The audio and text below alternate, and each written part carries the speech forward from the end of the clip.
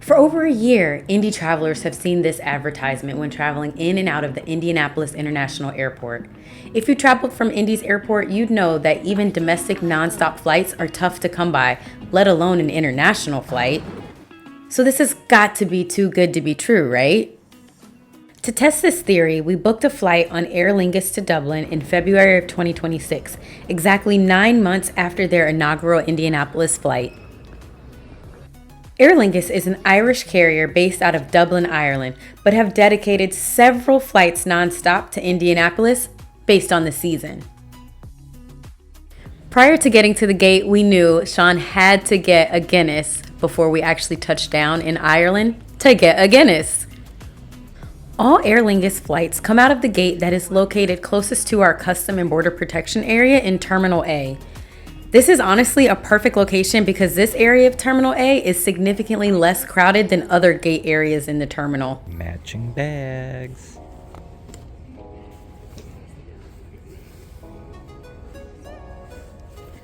Speaking of bags, now this is a European-based airline, so please make sure that you adhere to their carry-on sizes. They are significantly smaller than what we consider a carry-on here in the US. And if you get to the gate early enough, you'll be able to see the inbound aircraft land because it's coming straight from Dublin, and within 20 minutes, you're going to be boarding it. Or row what? Row 8, Okay. seat A and B. And I really wasn't kidding when I said that there's hardly any time in between when the last people get off the aircraft before you board. It really was only 20 minutes. And as I was chatting with the gate agent, she told us that a lot of the flights from Indianapolis to Dublin are really empty. So you really do get your pick of seats once you sit in your assigned seat. You might be able to move around, but our flight was pretty empty. Am I the only one who's amazed by these coat hangers? I've never seen one on an aircraft like this before. And since this is an international flight, you are provided with your standard pillow and blanket. But oddly enough, it was about 40 minutes into the flight before we received them.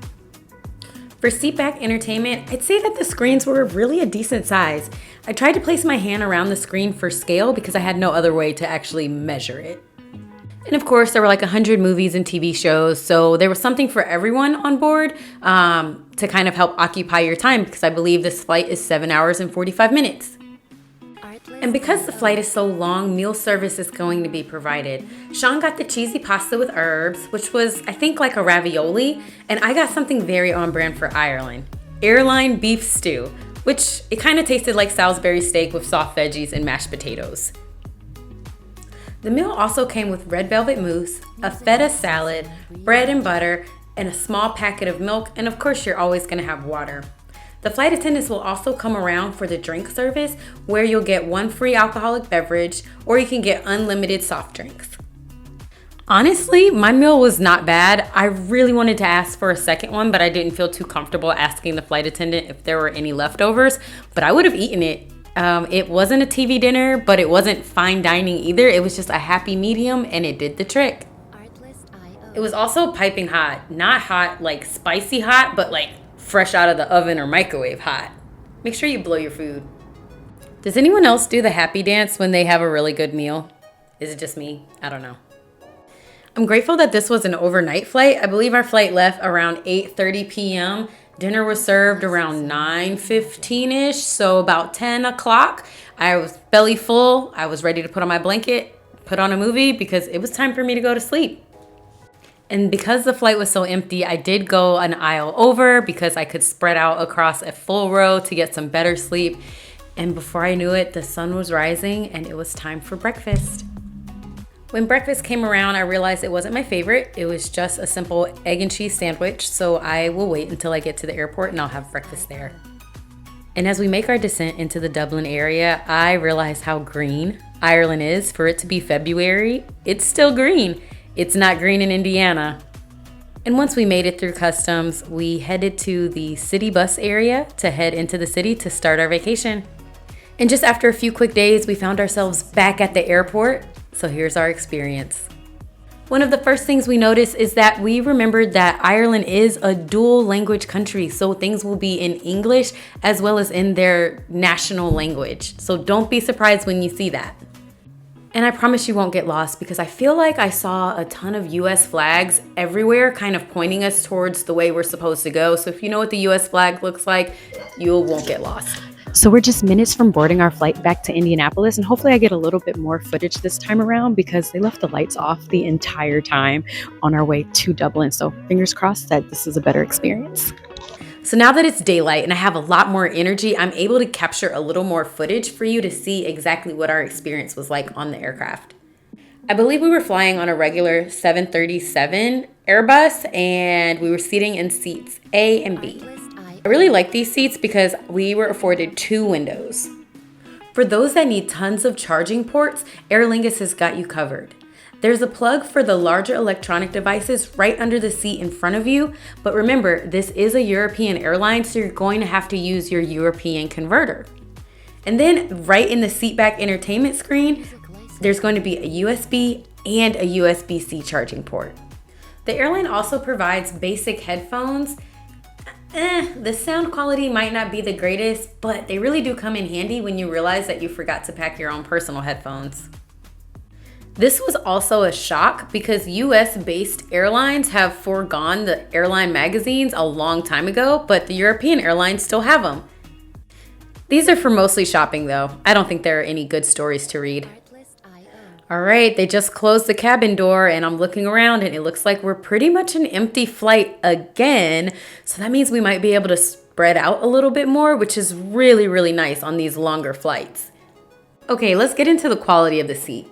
Seats on this particular aircraft were made of cloth-like material, so I wonder how often it gets stained because it doesn't seem that easily cleanable. But my favorite portion of the seat was the headrest. Look at how much comfort it actually provides.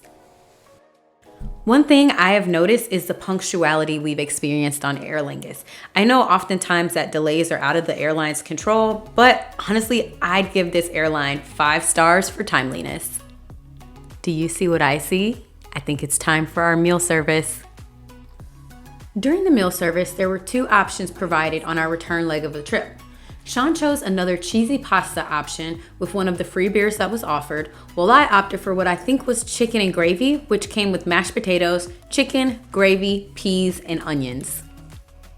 Additional meal items included an apple custard crunch, which was thicker than a mousse but thinner than a cheesecake, sour cream and chive pretzels, orzo pasta salad, 10 out of 10 recommend, soda bread, a soft drink, milk, and water. Look at how beautiful this pasta salad is. The orzo pasta was crunchy and unexpectedly delicious. Does anyone else do this to soften the butter? I try to keep it in my hands because I sat on it one time thinking, I'll remember that I'm sitting on it, and I forgot and it melted. But the butter has to be soft if you're gonna spread it on your bread.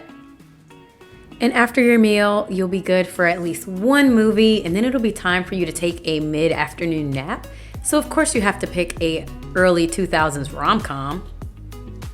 And then after your movie, you'll fall asleep, wake up, and notice that you are over halfway to your destination. So that can only mean one thing: it's time for a light snack. And for this snack, it was just a quick box meal that consisted of a chicken and tomato relish sandwich and a brownie. So for a chicken and relish tomato sandwich, I kind of equate it to almost a turkey and cranberry sauce sandwich. I think that's the closest thing because the tomato relish was a bit sweet. And then before you know it, you see that Indianapolis city skyline and know that vacation is over. This has been a fantastic experience. I hope you guys like and subscribe. This has been another Candid Cami Travels video.